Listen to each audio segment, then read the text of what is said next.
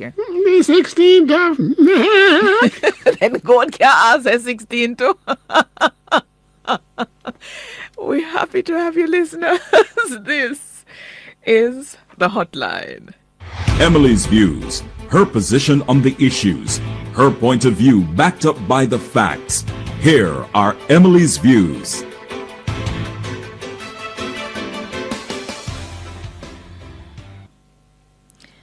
I really try not to go on social media much because the world is just too much.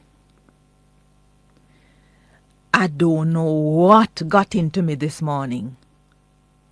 I woke up and for some reason I ended up having a very quick scroll on Instagram. And I saw the most revolting image of this horse-steering man standing up, based on what the image is, standing up of the head of a woman who was down on the ground. She was wearing white uniform, and I believe the report I saw, I believe it's the Observer report saying it's a nurse. I do not know the circumstances. In fact, I absolutely regretted opening that image because of the angst it caused me. And if the lady whose head was being stepped on by this horse-steering man, or anyone knowing her, if you're listening, and if anybody knows that man, please, we'd certainly like to hear a little bit more. I don't know who captured the video, and in fact, I am not inclined in this age to believe anything that I see unless it actually happens in front of me, because I cannot trust images anymore. And that's why I preserve my emotions until I'm sure that this is worth taking up the emotions over. But this one, I'm not able to unsee it. So if nurses, if this is a nurse known to you, if anybody knows the lady who was the subject of what was portrayed in that image, I beg you to give us a call so we can better understand what has happened there. JCF, please give us an update on that as well, if you do have it, so we can better, I suppose, also calm emotions that are understandably running high with what was portrayed. It's a very coarse world in which we live.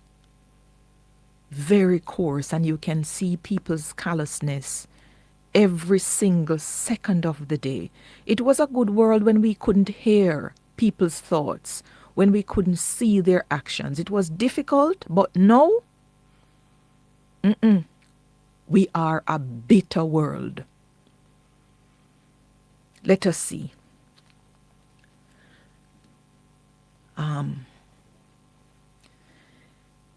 Where are we now?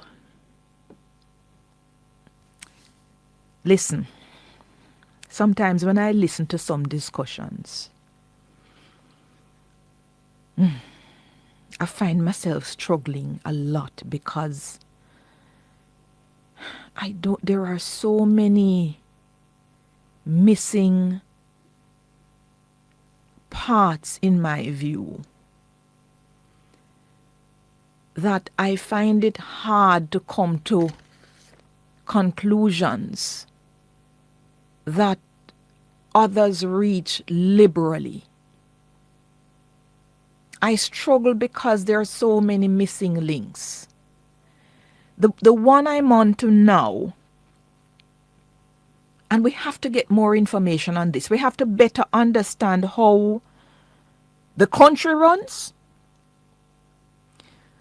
how public health operates, what is the role of the municipal corporations in the context of public health, and what other entities are there in this whole public health matrix, if any other, so that when seemingly, in fact, the Gleaner has an editorial this morning where it says, high-handed and outrageous is the decision by the National Water Commission to stop providing the Kingston and St. Andrew Municipal Corporation with water quality reports as punishment, the Gleaner says, for what the company claims was the authorities' recent, quote, misrepresentation of the data. Listen, when we understand, firstly, legally how systems are structured, and if there's no legal underpinning for how systems are structured, then you question whether there has been a practice developed in the absence of the legal framework. And sometimes the practice becomes what they call a convention, which ends up having greater force even than the law.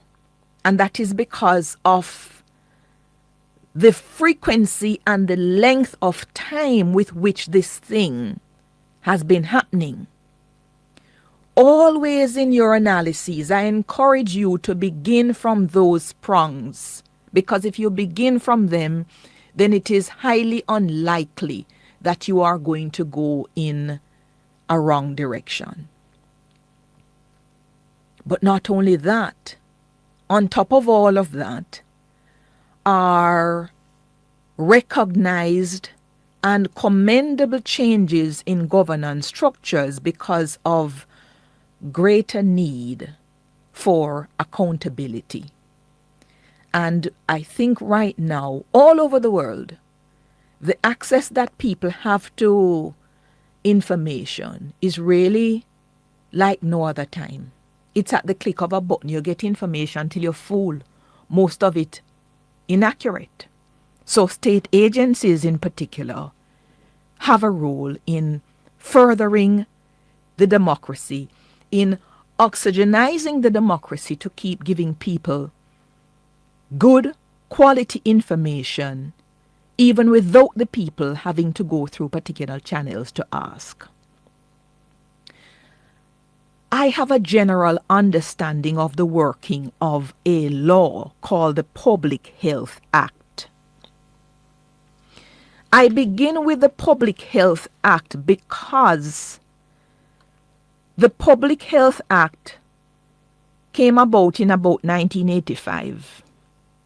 And there are a number of individuals who are appointed under it, including it has as its overall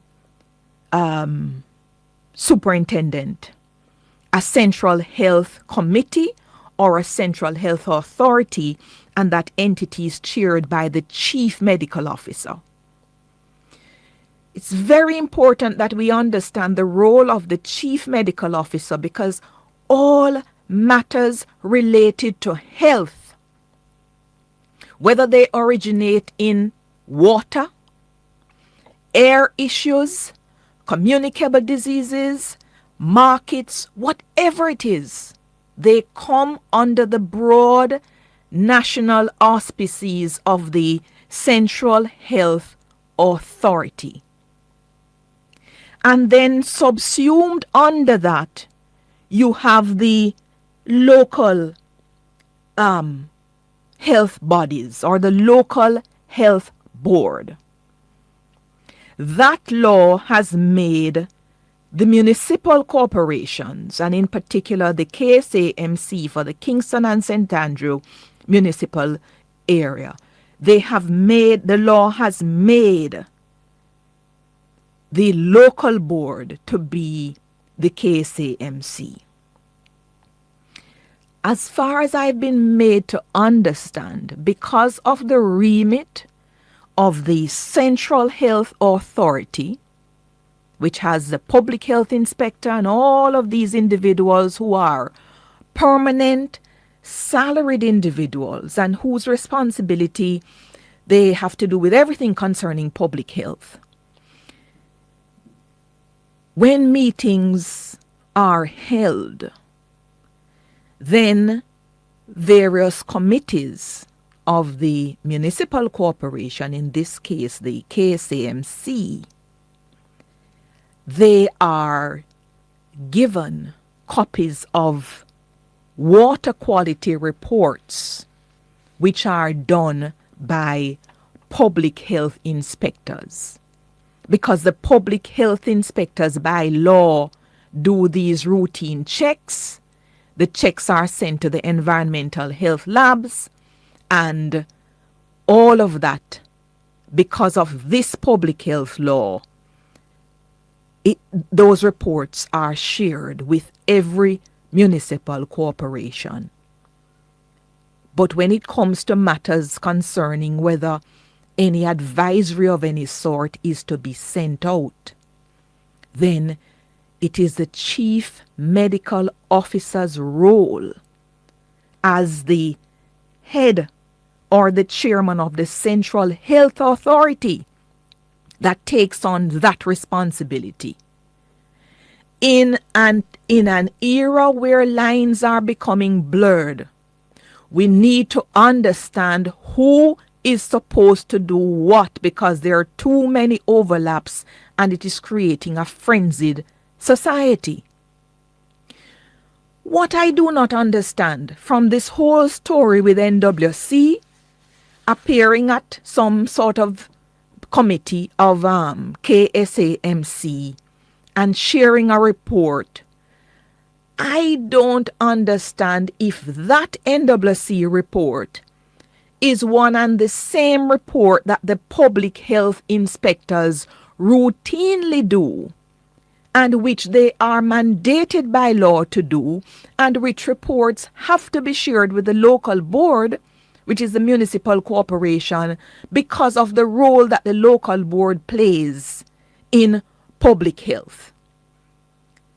I don't understand where this NWC report comes from, whether it's independent of, or if it is one and the same as the public health inspector report. And we need to find out before we get on our high horses. We need to find out. Because if it is the public health inspector report, then that is not something that NWC, in fact, if that is the report, NWC doesn't have anything to do with it. NWC cannot say it is not sharing it because of that whole background I just gave you. So firstly, where is this report? What is it? But on top of that, in all my years of listening to these matters, I have never heard such a sort of clash coming around between one entity and the next. And some people might view it as healthy, some might see it as unhealthy because of the absolute confusion that is created. I'm not going to pronounce on exactly what it is just yet. But what I'd like to find out is whether, since this particular report, which was shared with the KSAMC, and which Jesse James Clark, who we're understanding is a microbiologist, since he raised concerns about the levels of fecal E. coli in that report and suggested that perhaps an advisory should be put out for water to be boiled or so forth, have we had any reports of the people in the localized area where these levels were said to be detected? Have we had any reports of people complaining of gastroenteritis, of which is vomiting and diarrhea and so forth, within a short period of time after consuming water around the time when the report came? Did that happen? And it is very important in the whole struggle for, I suppose, credibility of an entity. Because NWC was telling us, despite whatever levels there are in that report, the levels were not sufficient for there to be any outbreak of anything. They didn't rise to the level of an advisory being issued by the health ministry. The representative in the KSAMC was saying they are concerned and perhaps an advisory should be issued. It would be good to know. I certainly haven't had any reports here of individuals who've consumed the water without boiling and whether they reported any symptoms. That's, I think, is important.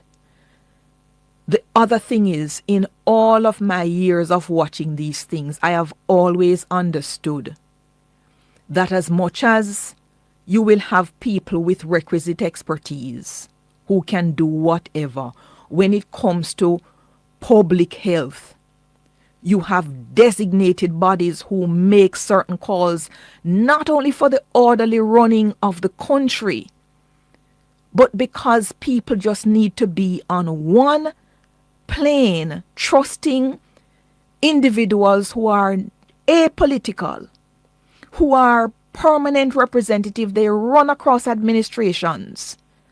And even if you don't see the data on which they have based their analyses, the data in 21st century is important to a lot of people and it is good. But for those who don't see or who don't have the ability to read and understand the data, they must be assured that no matter the political season, the individuals who have the bona fides to make the call about the health of this system, that they will always make the call in your best interest. Yeah? And I think that is how the public health system has been structured in Jamaica for a number of years. We have our public health inspectors. We have the chief public health inspector who has by law and has to attend these various meetings of the local authorities.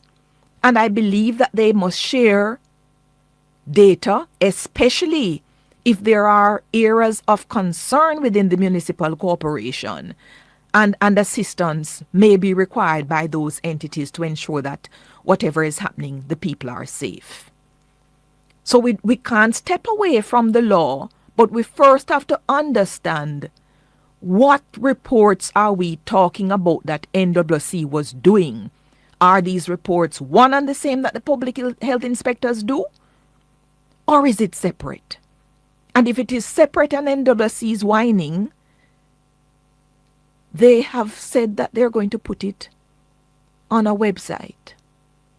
And I would urge NWC, don't step away from doing what it is you're doing for the fear of being misinterpreted. Represent better.